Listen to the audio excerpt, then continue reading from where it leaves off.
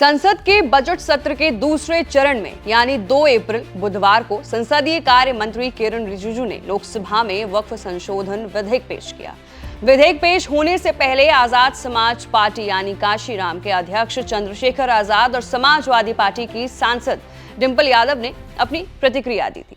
दूसरी ओर भारतीय जनता पार्टी के सांसदों ने इसके समर्थन में अपनी आवाज बुलंद की। उन्होंने क्या कुछ निशानेबाजी की है, इस पे बात करेंगे। वहीं आजाद समाज पार्टी के अध्यक्ष और सांसद चंद्रशेखर आजाद ने वक्फ संशोधन विधेयक पर क्या कुछ कहा है, आपको सुनाते हैं। जो सिचुएशन है पार्लियामेंट में वो उस तरह की है कि सब लोग देख रहे हैं कि कौन किस तरफ खड़ा है। जैसे कल से चला कि आर पार, मैं आर पार नहीं कहूंगा कि ये एक ऐसा समय है कि देश में जो कमजोर तबका है वो सबकी तरफ देख रहा है कि आज उनके साथ कौन खड़ा होगा, या कौन सिर्फ उनसे राजनीतिक लाभ चाहता है, या कौन जो है सिर्फ उनसे झूठे वादे कर रहा था, किसको वोट देके वो गुमराह हुए, ठगे गए। ये सब देखने का समय है और पूरे देश का ध्यान आज पार्लियामेंट की तरफ है। मैं शुरू करूंगा उन लाइनों से कि जलते घर को देखने वाले फूंस का छप्पर आपका है, आग के पीछे तेज हवा है, आगे मुकद्दर आपका है। तेरे कत्ल पे मैं भी चुप था, मेरा नंबर अब आया, मेरे कत्ल पे तू भी चुप है, अगला नंबर आपका है। मैं स्पष्ट कर रहा हूं, ये पूरा अमेंडमेंट जो है ये आर्टिकल 13, 14, 25, 26, आर्टिकल 50, आर्टिकल 300 का उल्लंघन है।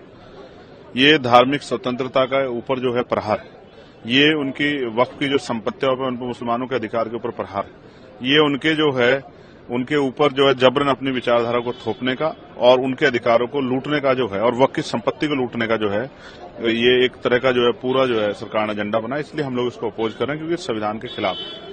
जिस समय देश आजाद हुआ तो इस देश में रहने वाले उन जो हक वंचित समाज है, उनमें भी जो कमजोर वर्ग के लोग हैं, जो अल्पसंख्यक लोग हैं, उनके लिए ये तय हुआ था कि उनके सम्मान की और उनके अधिकार रक्षा की जाएगी।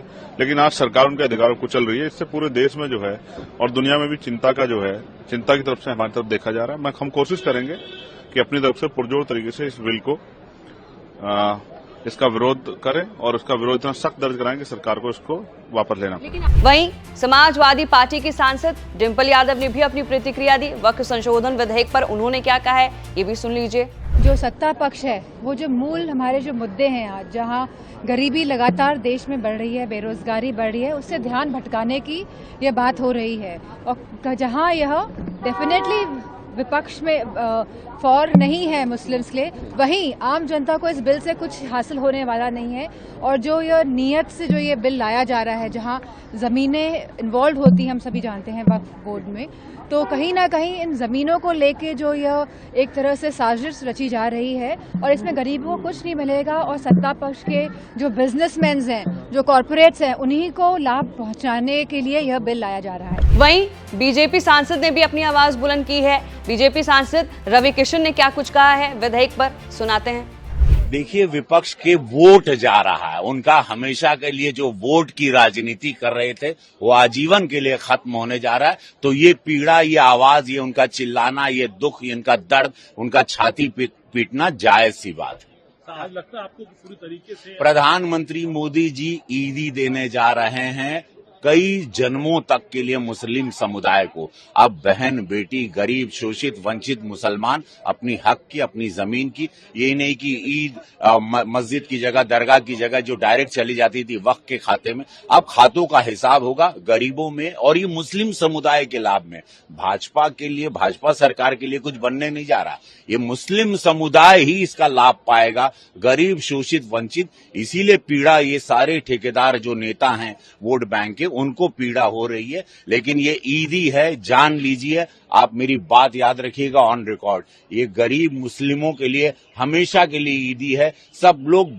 कई लाख करोड़ की जमीन अब मुस्लिम गरीबों के लिए, उनकी कॉलोनी बनेगी, उनके स्कूल बनेंगे, कॉलेजेस बनेंगे, उनके जीवन के लिए, उनकी भलाई के लिए होगा। झुग्गी झोपड़ियों में जो रहते हैं, कभी ये समुदाय ने सिर्फ वोट लिया, लेकिन उनके भविष्य के लिए, जीवन के लिए आज तक इस समुदाय के लिए किसी ने नहीं सोचा, सिर्फ मोदी जी सोच रहे हैं। वक्फ संशोधन विधेयक पर भाजपा सांसद दिनेश शर्मा ने भी अपनी प्रतिक्रिया दी है। उन्होंने कहा कि एक बहुत बड़ा तबका है जो वक्फ के नाम पर जुड़े हुए भूमाफियाओं, रियल एस्टेट लोगों की ताकत के शिकंजे में पहले से ही रहा है। उन्होंने यानी विपक्ष गरीब लोगों की चिंता नहीं की, तलाकशुदा महिलाओं, विधवा मुस्लिम बहनों की चिंता नहीं की, लेकिन अब जब वक्फ बोर्ड में इन सभी के उद्धार का प्रावधान हो गया है तो उन्हें लगता है कि इनका वोट बैंक खिसक जाएगा। विपक्ष अफवाह फैलाना बंद करे। तो फिलहाल के लिए वक्फ संशोधन बिल पर क्या कुछ नेताओं ने कहा है, ये हमने आपको इस रिपोर्ट में सुनाया। आपको कैसा लगा नीचे दिए गए कमेंट सेक्शन में अपनी राय जरूर रखिए। मैं थी आपके साथ वंशिका सिंह और आप देख रहे हैं ABP लाइव।